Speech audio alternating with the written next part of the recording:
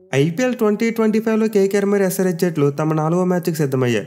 ఈరోజు Eden gardens వేదికగా ఈ రెండు జట్ల మధ్య ఒక హై వోల్టేజ్ మ్యాచ్ జరగబోతుంది. మెయిన్లీ లాస్ట్ ఇయర్ ఫైనలిస్ట్స్గా నిలిచిన ఈ రెండు టీంలు ప్రజెంట్ చూసుకుంటే చాలా పూర్ ఫామ్లో ఉన్నాయి. ఇప్పటివరకు ఈ సీజన్లో ఈ రెండు జట్లు ప్రీవియస్గా ఆడిన 3 మ్యాచ్లో 2 ఓడిపోయి పాయింట్స్ టేబుల్లో బాటంలో ఉన్నారు. ఎస్ఆర్హెచ్ టీం 8వ స్థానంలో ఉంటే కేకేఆర్ టీం ఏకంగా 10వ స్థానంలో ఉంది. సో లాస్ట్ ఇయర్ టాప్ 2లో నిలిచిన రెండు టీమ్స్ ఇప్పుడైతే కాస్త గడ్డు పరిస్థితిని ఫేస్ చేస్తున్నాయి. దీంతో ఈ మ్యాచ్లో ఎలాగైనా సరే గెలిచి కంబ్యాక్ చేయాలని చూస్తారు. ఎస్పెషల్ ఎస్ఆర్హెచ్ టీం చూసుకుంటే ఈ ఏడాది ఫస్ట్ మ్యాచ్లో గెలిచినప్పటికీ ఆ తర్వాత వరుసగా 2 మ్యాచ్లు ఓడిపోయారు. అట్ ది సేమ్ టైం వాళ్ళకి ఇది ఒక రీవెంజ్ మ్యాచ్ కూడా. ఎందుకంటే గత ఏడాది ఎస్ఆర్హెచ్ టీంకు కప్పు రాకుండా చేసిన టీం ఏదైనా ఉందంటే అది కేవలం కేకేఆర్ మాత్రమే. లాస్ట్ ఇయర్ కంప్లీట్లీ వాళ్ళని డామినేట్ చేశారు. వేరేస్ కేకేఆర్ టీం చూసుకుంటే తమ లాస్ట్ మ్యాచ్లో ముంబై ఇండియన్స్ టీం మీద దారుణంగా ఓడిపోయారు. సో రెండు జట్లు అయితే తమ పరాభవాలకి ఫుల్ స్టాప్ పెట్టి ఈ మ్యాచ్లో కంబ్యాక్ చేయాలని చూస్తారు. దీంతో రోజు మనం ఖచ్చితంగా ఒక హై వోల్టేజ్ మ్యాచ్ చూడడానికి ఎక్కువ అవకాశాలు ఉన్నాయి. బట్ ఎనివే పాస్ట్ రికార్డ్స్ అని చూసుకుంటే మాత్రం కేకేఆర్ టీంకి అనుకూలంగా ఉన్నాయి. అసలు ఎస్ఆర్హెచ్ టీం ఎక్కడ కూడా కేకేఆర్ టీంకి కనీసం పోటీ కూడా ఇవ్వలేకపోయింది. సో ముందు ఓవరాల్ హెడ్ టు స్టాట్స్ చూసుకుంటే కేకేఆర్ వాళ్ళది కంప్లీట్ డామినేషన్. ఇప్పటివరకు రెండు జట్లు ఐపీఎల్లో మొత్తం 28 మ్యాచ్లో తలపడ్డాయి. అయితే 28 మ్యాచ్లో కేకేఆర్ వాళ్ళు 19 గెలిస్తే ఎస్ఆర్హెచ్ టీం కేవలం 9 మ్యాచ్లో మాత్రమే గెలిచారు. విచ్ మీన్స్ కేకేఆర్ టీంకి ఎస్ఆర్హెచ్కి అగెనిస్ట్గా డబుల్ విన్ పర్సెంటేజ్ ఉంది. ఇన్ఫాక్ట్ డబుల్ కన్నా ఎక్కువ ఉంది. మరీ ముఖ్యంగా లాస్ట్ 5 ఇయర్స్లో చూసుకుంటే కేకేఆర్ టీంది మామూలు డామినేషన్ కాదు. ఐపీఎల్ 2020 దగ్గర నుండి వాళ్ళు కంటిన్యూస్గా మ్యాచ్లు గెలుస్తూ వస్తున్నారు. గత 5 ఏళ్లలో రెండు జట్ల మధ్య 11 మ్యాచ్లు జరిగితే కేకేఆర్ వాళ్ళు 9 గెలిచారు. ఎస్ఆర్హెచ్ టీం 2 అంటే 2 గెలిచింది. మళ్ళీ లాస్ట్ చూసుకుంటే మాత్రం కంప్లీట్లీ క్లీన్ స్వీప్. గత ఏడాది ఎస్ఆర్హెచ్ టీం కేకేఆర్తో 3 మ్యాచ్లు ఆడారు అండ్ 3 మ్యాచ్లు కూడా ఓడిపోయారు. అండ్ వీటిలో ఒక లీగ్ మ్యాచ్తో పాటు క్వాలిఫైర్ 1 అలాగే ఫైనల్ మ్యాచ్ కూడా ఉంది.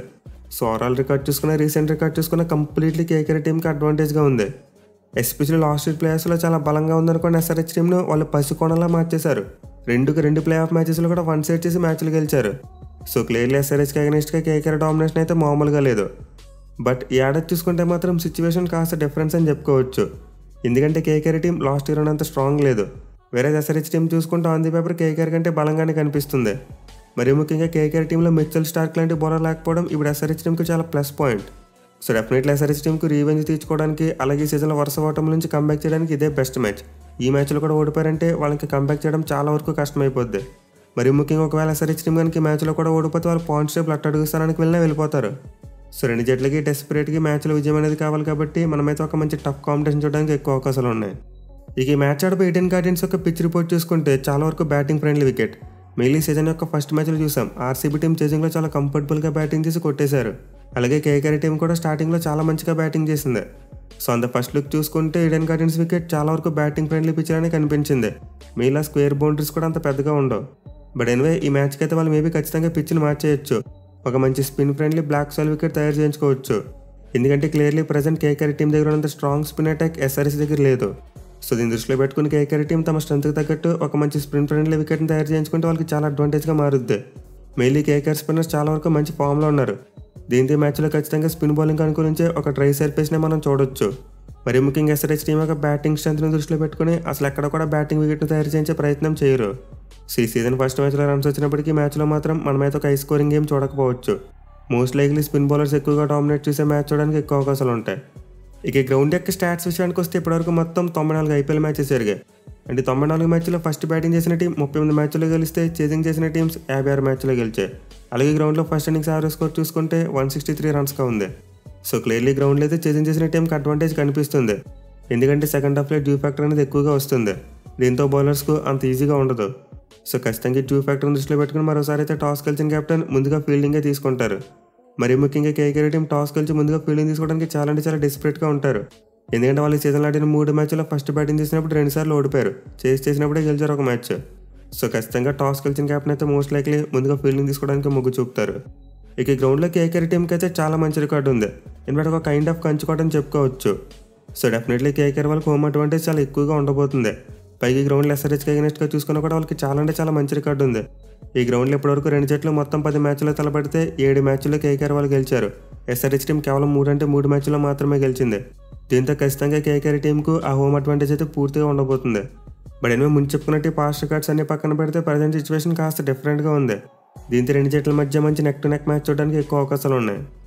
ఇక టీమ్స్ విషయానికి వస్తే హోమ్ టీం అనే KKR team under the pump అని చెప్పుకోవచ్చు. లాస్ట్ మ్యాచ్లో వాళ్ళు ముంబై టీం మీద చాలా దారుణంగా ఓడిపోయారు. ఎస్పెషల్లీ ఒక కలెక్టివ్ బ్యాటింగ్ ఫెయిల్యూర్ కనిపించింది. సో గత కొన్నేళ్ళుగా చూసుకుంటే కేకేఆర్ టీం యొక్క బ్యాటింగ్ ఎంత దారుణంగా ఫెయిల్ అయింది చాలా తక్కువ సందర్భాల్లో. ఎస్పెషల్లీ వెంకటేష్ శర్మ రింకు సింగ్ వీళ్ళిద్దరు ఫెయిల్యూర్ అయితే కేకేఆర్ టీంని చాలా డ్యామేజ్ చేస్తుంది. సో లాస్ట్ ఇయర్లో రింకు సింగ్ ఎక్కువ బ్యాటింగ్ రాలేదు, అందుకే సరిగ్గా ఆడలేకపోయాడు అనుకున్నాం. కానీ సీజన్లో మాత్రం అతనికి బ్యాటింగ్ చేసే ఛాన్స్ వస్తున్నా పెర్ఫామ్ చేయలేకపోతున్నాడు. అలాగే వెంకటేష్ గారు చూసుకున్న తన ప్రైస్ ట్యాగ్కి తగ్గట్టు ఎక్కడ కూడా న్యాయం చేయలేకపోతున్నాడు. సో ఈ మ్యాచ్లో అయితే వీళ్ళిద్దరూ కంబ్యాక్ చేయాలి. మెయిన్లీ వెంకటేష్ గారు ప్రీవియస్గా ఎస్ఆర్ఎస్ ఆడిన 2 మ్యాచ్లు కూడా 50s కొట్టాడు. లాస్ట్ ఇయర్ క్వాలిఫైర్ వల్ల 50 కొట్టాడు, అలాగే ఫైనల్ మ్యాచ్లో కూడా 50 కొట్టాడు. దీంతో ఈ మ్యాచ్లో అతను ఫామ్లోకి రావడానికి బెస్ట్ ఆపర్చునిటీ కనిపిస్తుంది. అలాగే దాంతోపాటు రస్సెల్ కూడా ఫామ్లోకి రావాల్సిన అవసరం ఉంది. ఇన్ఫాక్ట్ అతను కూడా లాస్ట్ ఇయర్ ఎస్ఆర్హెచ్ టీం మీద ఒక సునామీ ఇన్నింగ్స్ ఆడాడు. సో వాళ్ళు ముగ్గురు కనుక ఫామ్లోకి వస్తే KKR team middle order set అవుతుంది. అదర్వైజ్ వాళ్ళు మరోసారి టాప్ ఆర్డర్ మీద డిపెండ్ అవ్వాలి. అయితే టాప్ ఆర్డర్లో చూసుకున్న వాళ్ళకి డీకాక్ మరియు నరేన్ జోడీ అంతలా క్లిక్ అవ్వట్లేదు. ఇద్దరు కూడా ఇప్పటివరకు కలిసి సరిగ్గా రాణించలేదు. మెయిలీ సునీల్ నారాయణ ఓపెనర్గా పంపడం వల్ల వెంకటేష్ గారిని ఎక్కడో 5లో పంపాల్సి వస్తుంది. సో దృష్టిలో పెట్టుకుని కేకేఆర్ టీం నరేన్ కొంచెం డిమోట్ చేస్తే బెటర్ అనుకుంటున్నా. ఓపెనర్స్గా క్వింటన్ డీకాక్ మరియు రహానా ఆడితే 1 డౌన్లో వెంకటేష్ గారు ఆడొచ్చు. అంతే నెంబర్ 4లో రఘువంశీ, ఆ తర్వాత మిడిల్ ఆర్డర్లో రింకు సింగ్ మరియు రస్సెల్ ఆడతారు. అలా కాకుండా నరేన్ ఓపెనింగ్ చేయడం వల్ల వెంకటేష్ గారు ఎక్కడో నెంబర్ 5లో ఆడాల్సి వస్తుంది. సో మేబీ మ్యాచ్ కోసం కేకేఆర్ టీం తమ బ్యాటింగ్ ఆర్డర్లో మార్పులు చేస్తే బెటర్. ఇక బౌలింగ్లో చూసుకుంటే టీం యొక్క పేస్ బౌలింగ్లో అంత పదును కనిపించట్లేదు. అండ్ ఈ మ్యాచ్ కూడా మోస్ట్ లైక్లీ హెన్రిక్ నోకి అందుబాటులోకి రాకపోవచ్చు. సో మోస్ట్లీ మరోసారి కేకేఆర్ టీం తమ ఇన్ఎక్స్పీరియన్స్డ్ పేస్ బౌలింగ్తోనే వెళ్తారు. వాడు లాస్ట్ మ్యాచ్లో రస్సెల్ బాల్ తీసుకుని మంచిగా బౌలింగ్ చేశాడు. దీంతో అతని ఎక్స్పీరియన్స్ వాళ్ళకి కొంతవరకు ప్లస్ అవుతుంది. బట్ మ్యాచ్లో కేకేఆర్ స్ట్రెంత్ మాత్రం మరోసారి వాళ్ళ స్పిన్ బౌలింగే. ఎస్పెషల్లీ వరుణ్ చక్రవర్తి అయితే ఈ మ్యాచ్లో చాలా కీ రోల్ ప్లే చేస్తాడు. ఎందుకంటే తన క్లాస్ అన్ని అవుట్ చేయగలిగితే కేకేఆర్ టీంకి మ్యాచ్ గెలిచేందుకు ఎక్కువ అవకాశాలు ఉంటాయి. అలాగే నరేన్ చూసుకుని ఈ మ్యాచ్లో చాలా ఇంపార్టెంట్గా మారుతాడు. సో ఈ మ్యాచ్లో ఇద్దరు స్పిన్నర్స్ క్లిక్ అయితే కేకేఆర్ టీం ఖచ్చితంగా మ్యాచ్ గెలుస్తారు. ఇన్ఫాక్ట్ ఈ మ్యాచ్ కోసం వాళ్ళకి ఎక్స్ట్రా స్పిన్నర్ని కూడా తీసుకురావచ్చు. సో అలానే ఇప్పటివరకు ఆడిన 3 మ్యాచ్లో స్పెన్సర్ జాన్సన్ పెద్దగా గట్టిగా పెర్ఫామ్ చేయలేదు. దీని అతని ప్లేస్లో కేకేఆర్ టీం మొయిన్ అలీని వెనక్కి తీసుకొచ్చేందుకు ఎక్కువ అవకాశాలు ఉంటాయి. ఎందుకంటే ముందు చెప్పుకున్నట్టు పిచ్ ఎక్కువగా స్పిన్ బౌలింగ్ అనుకూలించవచ్చు. At the same time Russell bowling చేయడం స్టార్ట్ చేశారు కాబట్టి వాళ్ళకి ఒక ఎక్స్ట్రా పేస్ బౌలింగ్ కూడా యాడ్ అయింది ఇప్పుడు. సో దీంతో కేకేఆర్ టీం ఈ మ్యాచ్లో ఒక ఎక్స్ట్రా స్పిన్నర్తో వస్తారనుకుంటున్నా. అలాగే లాస్ట్ మ్యాచ్లో ఇంపాక్ట్ ప్లేయర్గా మనీష్ పాండేని తీసుకొచ్చారు. బట్ ఈ మ్యాచ్లో మాత్రం అది జరగకపోవచ్చు, ఎందుకంటే లాస్ట్ మ్యాచ్లో బ్యాటింగ్ ప్లేయర్ వాళ్ళు తీసుకొచ్చారు. కానీ ఈ మ్యాచ్లో మాత్రం మరోసారి వైభవ్ అరోరా ఇంపాక్ట్ ప్లేయర్కి వచ్చేందుకు ఎక్కువ ఛాన్సెస్ ఉన్నాయి. ఇక ఎస్ఆర్హెచ్ టీం విషయానికి వస్తే వీళ్ళు కూడా అండర్ ది పంప్ కనిపిస్తున్నారు. మెయిన్లీ వరుసగా 2 మ్యాచ్లు ఓడిపోయారు. ఎస్పెషల్లీ సీజన్లో చూసుకుంటే 3 మ్యాచ్లు కూడా వాళ్ళ బౌలింగ్ ఫెయిల్ అయింది. So to be frank SRH team ఎక్కువగా వాళ్ళ బ్యాటింగ్ మీద డిపెండ్ అవుతున్నారు. ఒకవేళ వాళ్ళు పవర్ ప్లేలో కనుక 3 వికెట్లు కోల్పోయారా ఇంకా రికవర్ కాలేకపోతున్నారు. సో ఎస్ఆర్హెచ్ బ్యాటింగ్కి అయితే వాళ్ళ ఓపెనర్స్ చాలా కీలకం. అభిషేక్ శర్మ మరియు ట్రావిస్ హెడ్ ఇద్దరిలో కనీసం ఒక్కరైనా క్లిక్ అవ్వాలి. అలాగే మిడిల్ ఆర్డర్లో చూసుకునేప్పటివరకు నితీష్ కుమార్ రెడ్డి ఇంప్రెసివ్ బ్యాటింగ్ చేయలేదు. సో మనం సీజన్ స్టార్ట్ కాకముందు చెప్పుకున్నాం ఎస్ఆర్హెచ్ యొక్క స్ట్రెంత్ టాప్ 5 అని చెప్పి. మరి టాప్ 5 అభిషేక్ శర్మ మరియు నితీష్ కుమార్ రెడ్డి ఇద్దరు అంత మంచి ఫామ్లో కనిపించట్లేదు. అలాగే క్లాస్ అని చూసుకున్న క్యామెస్ వరకే సరిపెడుతున్నాడు, ఒక భారీ ఇన్నింగ్స్ ఆడలేదు ఇప్పటివరకు. ఈవెన్ ఇషాన్ కిషన్ కూడా ఫస్ట్ మ్యాచ్లో 100 కొట్టిన తర్వాత 2 మ్యాచ్లో వరుసగా ఫెయిల్ అయిపోయాడు. సో ఈ మ్యాచ్లో అయితే వీళ్ళందరూ కంబ్యాక్ చేసి కలిసికట్టుగా ఆడాలి. మెయిల్ ఇప్పుడు వాళ్ళకి down the order Ankit Varma లాంటి ఒక యంగ్స్టర్ యాడ్ అయ్యాడు. అంటే అతను అద్భుతంగా బ్యాటింగ్ చేస్తున్నాడు. దీని అతను కూడా 5లో ఒక 2-3 సరిగ్గా ఆడినా సరే ఎస్ఆర్హెచ్ టీం ఈజీగా భారీ స్కోర్ కొట్టొచ్చు.